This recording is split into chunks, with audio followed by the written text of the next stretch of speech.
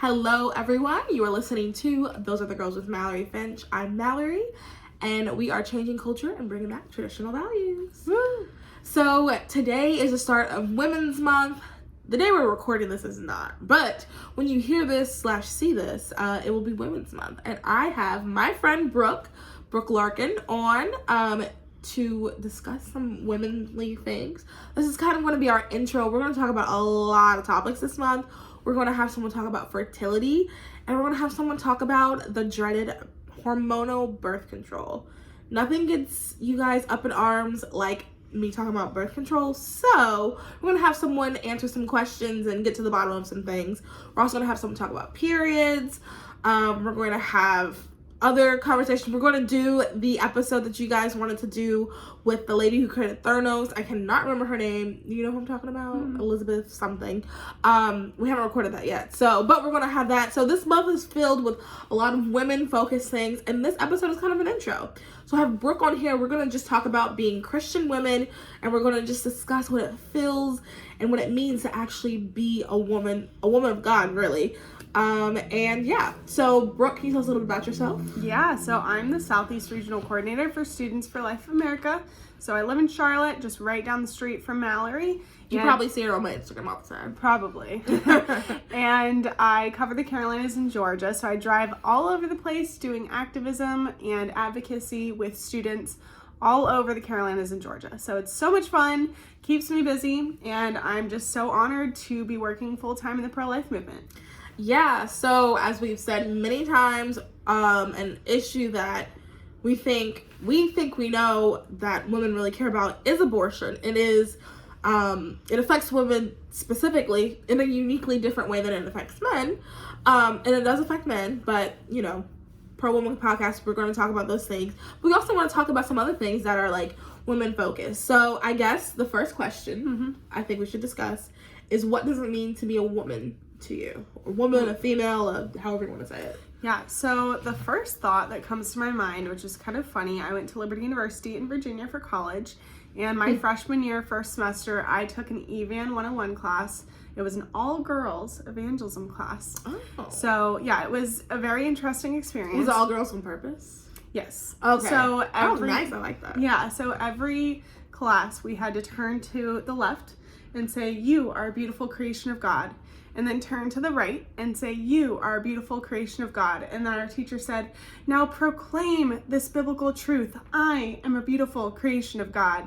So I love that. I know. At the time, I thought it was so cheesy, but now, like, I reference it all the time. And it really is just such a great reminder that as women, you know, I mean, we are all beautifully and wonderfully made in His image, but especially as women, I think we really need that positive self-talk. Yeah. Of we are a beautiful creation of God, and we are all so unique, which is beautiful. Yeah. I think that, I mean, men have this issue too, but I do think because of social media, because of just how women are created, we really do struggle. It is a topic, and now that we're talking about it, I probably should get someone to talk about, like, eating disorders and things like that to come on that show, but like, it is something that's really important, and it's sometimes hard to find the balance between, because we know you've heard of Ali Stuckey's. Yep. So it's hard to find a balance between not being self-centered but also realizing, you know, trying to have a little bit of self-esteem. Like, you need to have self-esteem. You need to at least love yourself a little bit. Well, and we need to know that we are a beautiful creation of God, and so that in itself, we should love this creation because God created it. Right. And I think it's really important for us to remember that. While we're also remembering to love everyone around us, we're also remembering to be fruitful with the gifts God's given us. But it is really important to remember that we are beautiful creations, because the reality is we're not really told that as much. I mean, we are, but it's not. I'm sorry, I know what I'm trying to say. Yeah. We are told that, but we're not seeing that, because when you go on social media, you're not really seeing people that are beautiful creations, in the sense that a lot of it's edited. So you're seeing an edited version of a beautiful creation that you just don't look like. And then even though we know, I mean, I don't know if you guys have seen that video that keeps going around of the woman, she puts like butt implants in her, she's like a fitness blogger person, she puts butt implants to take the picture. There's like a video going around, and it's like, wow, we're over here trying really hard to get that specific butt, but really it's just like it's an unrealistic expectation. Yeah, it's like cushion thing. Maybe it's not implants. Yeah. It's No, like you know what I'm trying to talk about. Yeah, the padding or whatever it is.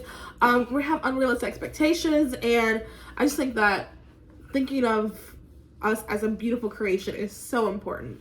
Yeah. I do think it's really important to just go filterless and maybe take a break from social media every now and then. Yes. As hard as it is, but just to take a step back and really refocus on the fact that we are beautiful creations of God and that we are made in his image. And so that's what we need to be focusing on. We don't need to be focusing on the beauty on Instagram or the beauty from beauty bloggers or skincare companies or whatever else. Yeah. No, I completely agree. So when I think of women, I think of, or what it means to be a woman. When I think of what it means to be a woman, I honestly do think of the biological aspect. I think of the fact that we are different. I mean, we believe biology and gender are not two separate things. We believe they're the same. So we believe that in the Bible, in Genesis, God talked about male and female. So I just think about like just some of the differences. And, obviously because of different genetic things, there could be, people are, intersex? People born intersex? But we're not talking about that. Like the vast majority of people are male or female. And I just think of like some of the differences that we have. And I just think of, the biggest thing I think of is like periods. No matter how much a man tries to be a woman, no matter how much makeup they put on, no matter how much surgeries they have, they will never, however they dress, they will never be a woman. It's down to a biological, it's down to biology. And I think of that. I also think of just how different we are in the sense of even emotion. One thing that I do want to always reiterate on this podcast is God did make women more emotional, and that's okay. That's not a negative. Like, especially the conservative movement, they make it seem like you having emotions, you need to be cold and hard and blah, blah, blah. But then they tell us we need to be feminine. But like, no, being emotional is okay. There's this thing I shared on Instagram a couple of days ago. It was like, someone was talking, they were like, women make less money because they would rather go to their daughter's piano recital than to stay up and, do a spreadsheet or something like that. And at first I was like, I don't know how to feel about this because yes, I don't think why is that a bad thing?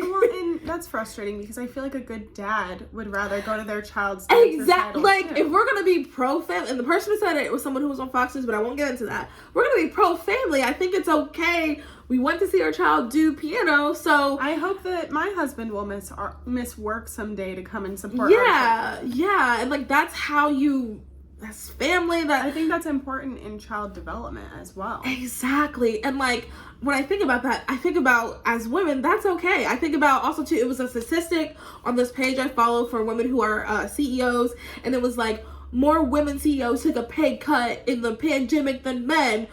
And I'm like, well, that's because women are understanding, they're more compassionate in that sense. They understand that a lot of people, like, they want to take less to help their employees for their families because they understood that people were hurting during this time. So like these are things that people try to seem like are negative, but they're really a positive. They're great things. They're things that make us women different, and we're not better because there's no better. Men and women are different but equal in value to God. So, and our femininity is unique in itself because we do have the ability to bear children. We literally can grow human beings. Like that is so unique and it's so beautiful, and I hate that it gets downplayed. Just down to you identify as this. No, I have the unique, amazing ability to grow a human being inside of my body.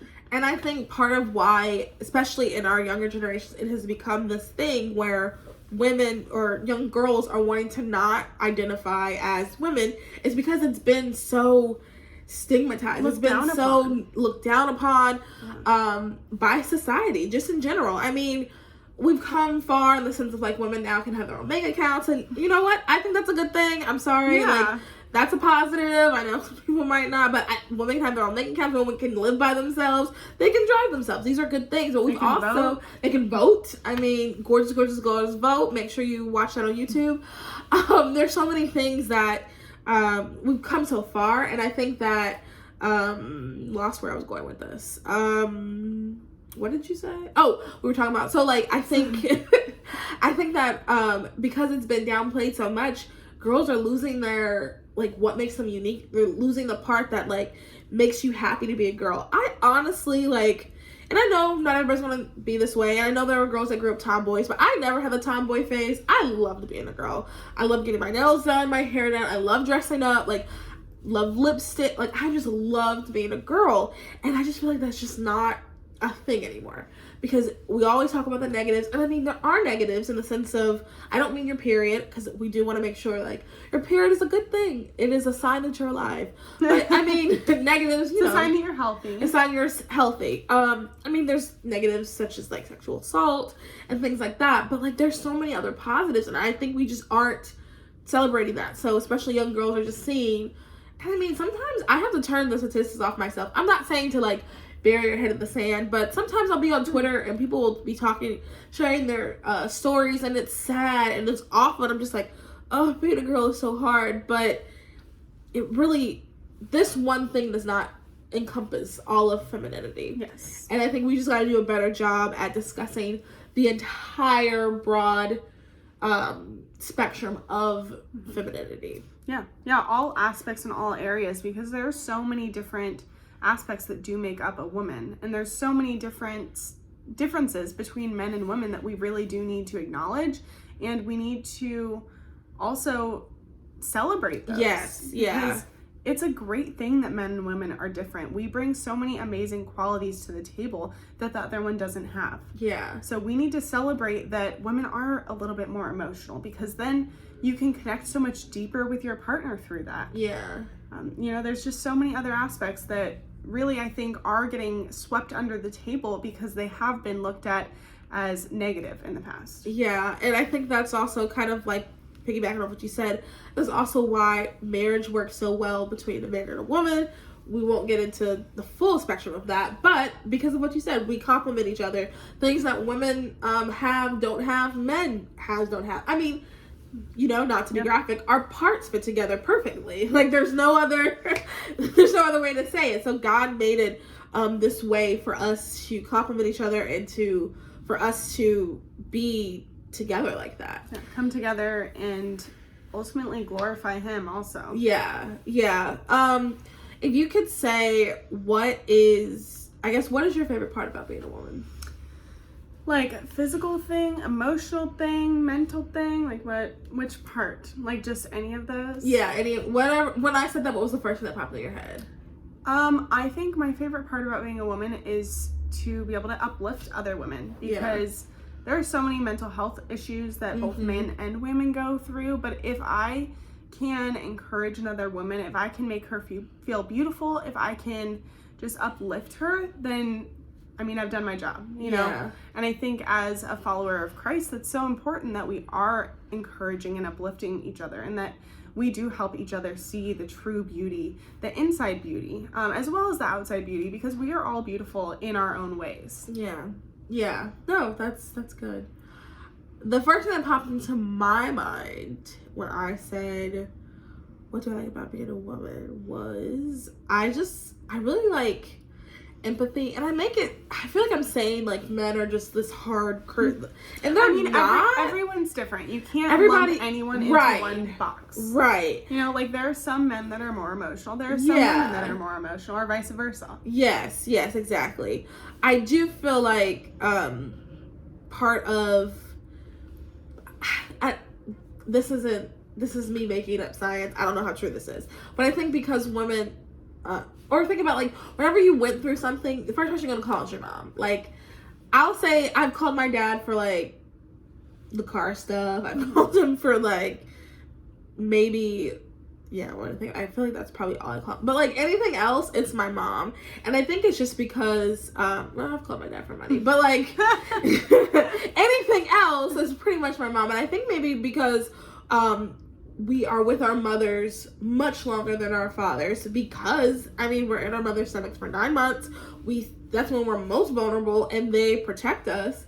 And I think when we come out, we kind of feel that. We it's kind of already aspect. Yes, and that's just how God made us. And I love that about being a woman, because I do feel like I can empathize really well, and I can empathize more. And some of that is learned behavior. Some of that is just innate in me, and some of that is part of being a woman, to be able to understand a different perspective. Sometimes I am in a lot of male spaces just because of my politics, my job, and I do like having conversations and like being included in certain conversations, because I think that, like we said, men and women are different. So this is why also women in politics is important. Men and women are different, so we are bringing different conversations, different perspectives. I'll go back to the abortion issue, which we talk about all the time. But pregnancy resource centers, it's great to have men there because men are important. But the reality is, there are just certain things men are not going to think about that a woman thinks about, because she has experienced pregnancy, because she's experienced a period, because she's experienced the different things. So men aren't going to think, I'm trying to think of a good example, but men just aren't going to think about certain things because they just haven't had that experience. And that's okay. There's nothing wrong with that. So it's really good to have men and women in these different spaces. So I really love when I'm included in certain conversations and when I'm included in certain decisions, because I just bring a different, as a woman, I'm going to bring a different perspective. And that's a great thing. I think we, and I mean, I'm pretty sure I've said it already, but I think we don't do a good enough job being okay with how different we are, because everybody wants to be the exact same thing. Everybody wants to say men and women are the same except a couple chromosomes here and there, but we're really not. There's a lot of differences, and that's okay. We just don't celebrate that enough. Yeah. We don't talk about it enough. We don't celebrate it enough, and because of that, I think the women have just the celebration uniqueness of women has just like plummeted. It's just plummeted. I mean, even in movies, and women are expected to like take on that harsh CEO and like the promiscuity in movies, like that typically I think men historically portray, which I don't agree with either. Yeah. But I think it is like, oh, you know, women can do it too. When in reality, I think like that's tearing down these innate values inside of us. Yes. So to piggyback off of that, I was just having a conversation with someone about, it was like this video someone shared, and it was like this woman said she was bragging about she slept with 72 men, and another one was bragging about she slept with 40 men, and all this and this and that, and like, that's not okay. I'm not gonna mince words. That's not okay. Even take away the Christian aspect of it, take away all that, like, I mean,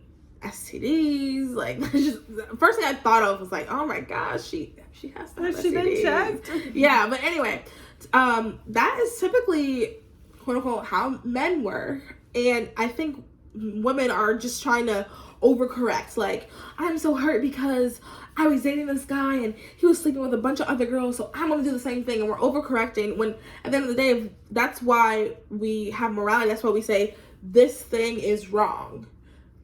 We say this thing is wrong, and then we don't cross that line. Well, and men and women both need to be held to a higher standard. That too, you know? For real. Like, we shouldn't, and we should not accept, and we should not encourage our friends to do that. Mm-hmm. And I always struggle, because I have a couple of friends who aren't going to listen to this podcast, but I have a friend or two who are very promiscuous, and there's so many times where I'm always like, okay, where is the line? One of them claims to be a Christian, so I definitely can speak with her. The other one does not claim to be a Christian, so I mean, only thing I can say is like disease for her. But you know, our friends that claim to be Christian and that are promiscuous, like, where the line of like, hey girl, you really should not be doing that, and okay, you do you, is so hard and blurred. But we really should be holding our friends up to a higher standard, and we should really be encouraging them. And we know, like, the God telling us that sex belongs within marriage is not to be mean, it's not to be cruel, but like I said, it's, for example, to protect you from diseases. STDs in our generation is rampant. I mean, it's so many, and what's so crazy is how culture has changed. I said that to my friend, and she was like, well, actually, it's not that big of a deal because this amount of people have STDs. And I'm like, that's still not a good thing. Like, I don't care how many people have it. I wouldn't want to have sex with someone that had it. I wouldn't want to marry someone that has one. So, like, and I mean, it happens. Things happen. God's redemption and everything. But that is just crazy how, like, it went from, oh, no, we can't get this to, everybody has it. Who cares? I think we need to get down to the root of the issue is that promiscuity is really just, I mean, it's just hurt people. Yeah. And it's people looking for that love that really only Jesus can provide. Absolutely. You know, I've been at that time in my life where I was just hurt. I was looking for love, and like, you go to the opposite sex to feel that when really only Jesus can fill that hole. Yeah. So, I mean, I feel for these people. You know, if we can just sit them down, take a friend aside and say, how can I help you? Yeah. You know, how can I show you love? How can I lift you up and encourage you? I think that we can really make a change in culture just right there. And hopefully by loving people, you know, we hope that that's Jesus's love shining through us and that we can point them back to church and back to the Bible. Yeah. And I'm also not saying this from like a high horse. I'm not perfect. I've made mistakes here and there, especially in college throughout. Just like you said, like, I remember people were like, no, people just sleep around because they want to. No.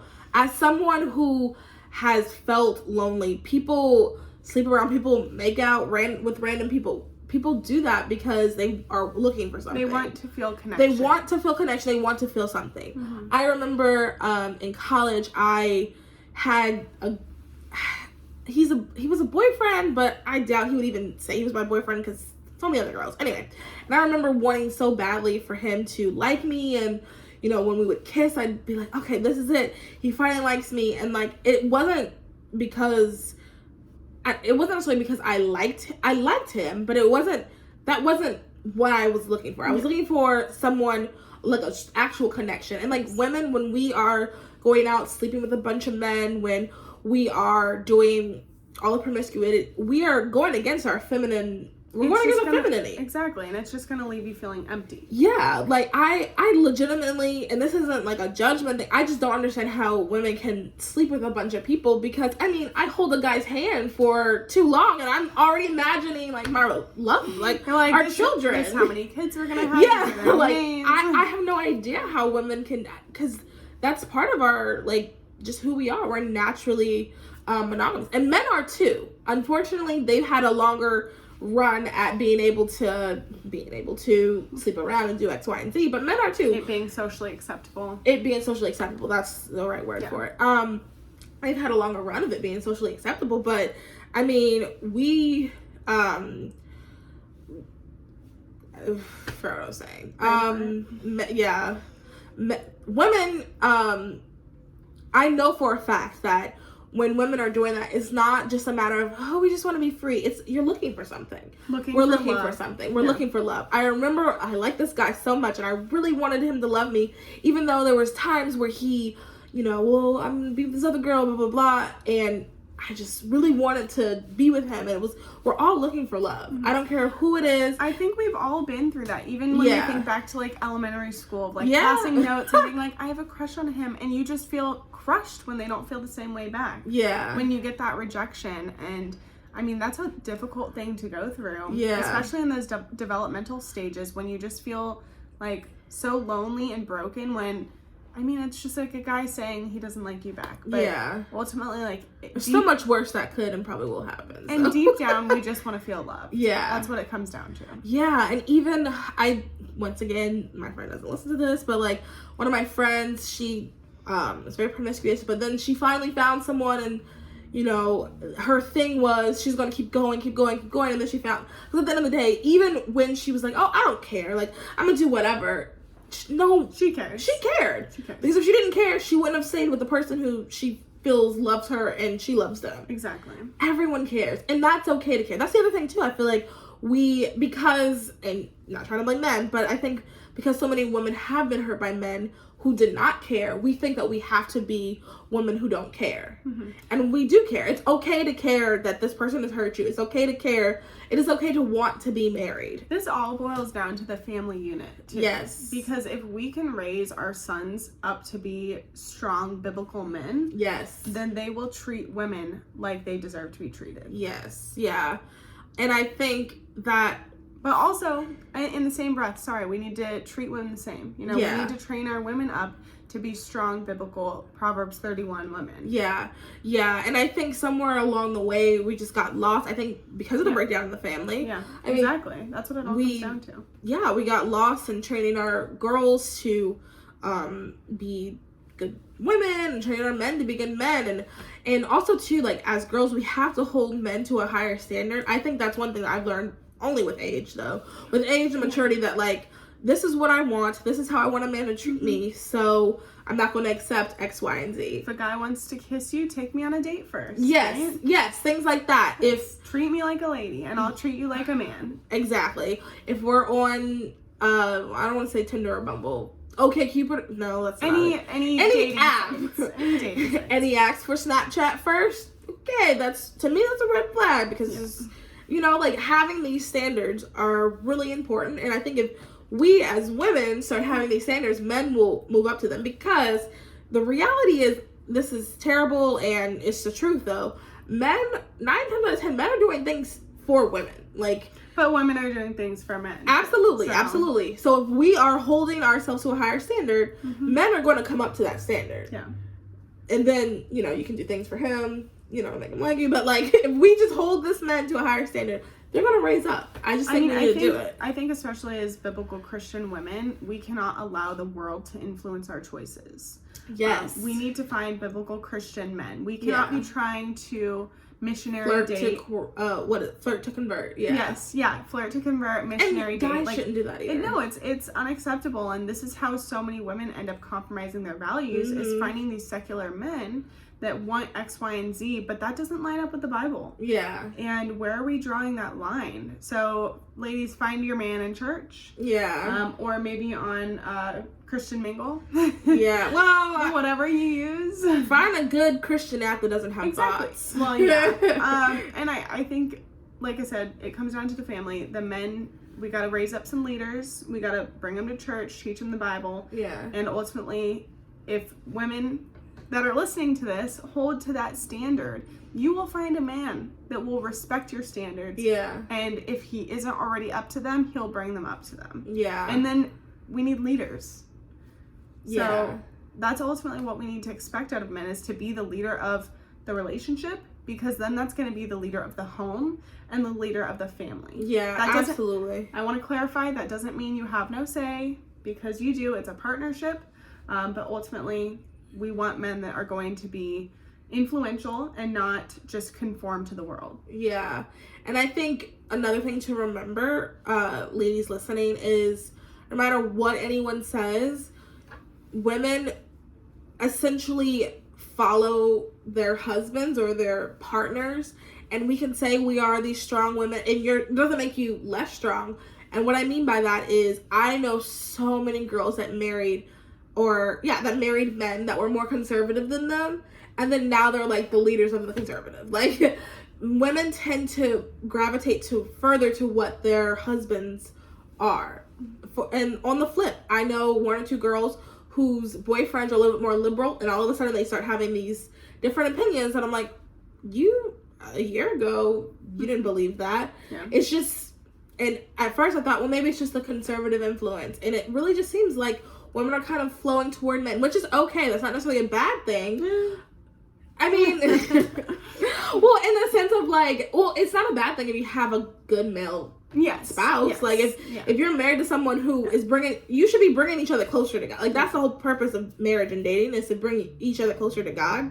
So it's not a bad thing if that's the case. If you're liberal, then or not even liberal, non-Christian, I don't want to say same thing, but liberal, non-Christian. I mean, as far as that goes, I think you should be voting the Bible. Yeah. And so I think conservative and Christian should go hand in hand, because if you do look at the Bible points to these conservative family-oriented Christian values. Yes. And that's what's important. Yeah. So find a man that's going to lead you in the right direction, not lead you astray. You know, you're not only marrying to be equally yoked. You want to marry somebody who is going to be that leader as well. Mm-hmm. And you're marrying your children's father. Yeah. That's the other thing, too. That is such a great point, because if you think about a man like the way that he talks to his mother or the way that he talks to you, when the stress of life and work and balancing a marriage and then bring kids into the equation, like stresses are going to be an all-time high. Yeah. And you need to find a good man that's going to be able to balance that and be able to keep an even head and still be that godly leader even in these very stressful situations. Yeah, absolutely. And I think that when you are looking at who you're going to marry and things like that, you really do have to, I'm not really a fan of, and you might be, but I'm not really a fan of the list anymore for various reasons. Like list of what you're looking for. Yeah. I think a lot of it gets into like, oh, I want someone who has brown eyes. And it's like, why does that matter? Yeah. I think your list should be conservative, Christian, strong, manly leader.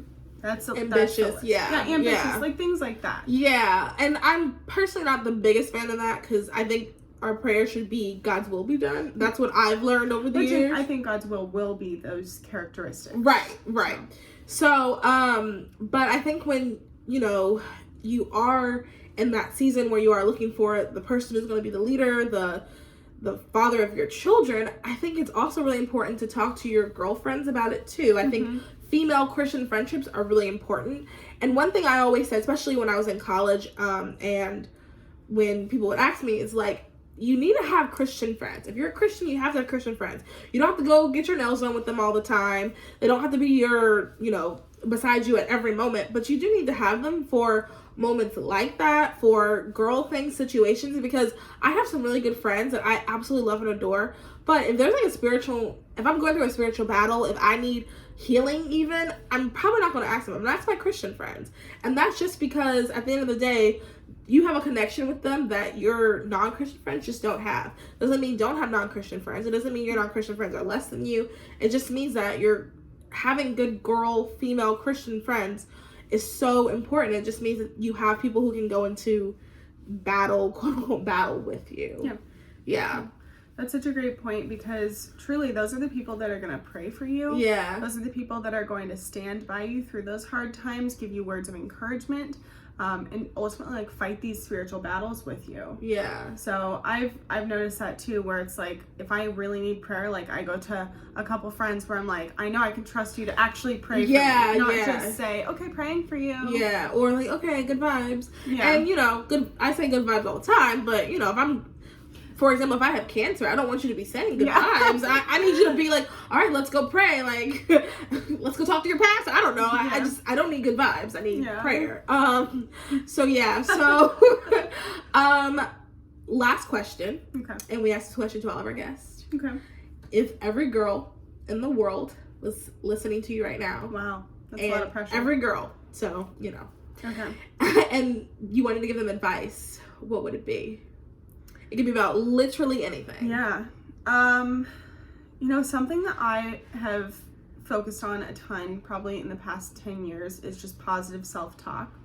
And those can be positive, biblical, self-proclaimed truths. Yeah. Like I said, I am a beautiful creation of God. I think it all comes down to that, is proclaiming those biblical truths to ourselves, because men and women alike beat themselves up. Yeah. Just every single day, the way that we talk to each other, like, oh, your eyebrows are uneven. Oh, your face looks weird. Oh, look at that little bit of fat there. Yeah. And it's like, that doesn't help anyone. No. That is only going to bring us down further. That's not going to bring us closer to Jesus. So as you wake up tomorrow, just try to have a clear mind. Try to, for every one negative thought that you have, tell yourself 3 biblical truths, and ultimately those negative thoughts are going to become less and less. Yeah, that's good. That was good. Thanks. Right, remember that. And yeah, I mean, that's a good place to end it. if you enjoyed this episode and you enjoyed listening to Brooke, please make sure you like, review, rate, share, subscribe, all of that. Wherever you're listening, we really, really, really need reviews. We need you to share this. We need you to tell all your friends. I think this is a very good, encouraging episode to share with a friend who might not know about this podcast. This is a great first episode, I think, to share. I think so too. It's an intro to Women's Month.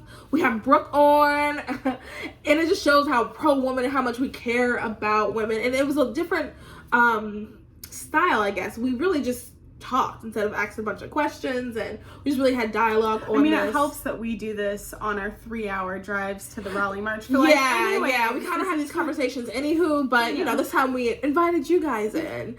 Welcome. But so I think this is a good episode to share with your friends. Thanks for stopping by. Yeah, and stay tuned. We're gonna, like I said, we're gonna have a lot of really, really, really, really good episodes coming up this month for Women's Month to celebrate the uniqueness and the beauty that God has given us. And we really want to be proud of that, because like we said, women, we're beautiful and unique, and we need to celebrate it. So yes. Also too, check out our merch store. This shirt is on the merch store. Love this shirt. We have our gorgeous, gorgeous girls vote in the merch store. We also have some episodes. We'll do episodes a couple of months, maybe once a month, but they'll be coming out over the next couple of months about voting and ways to get involved, and just learn even some terms like midterms, what are primaries, things like that. Let me think of anything else. I guess that's it. Stay tuned. Yeah, thank you guys so much for listening. Bye. Bye.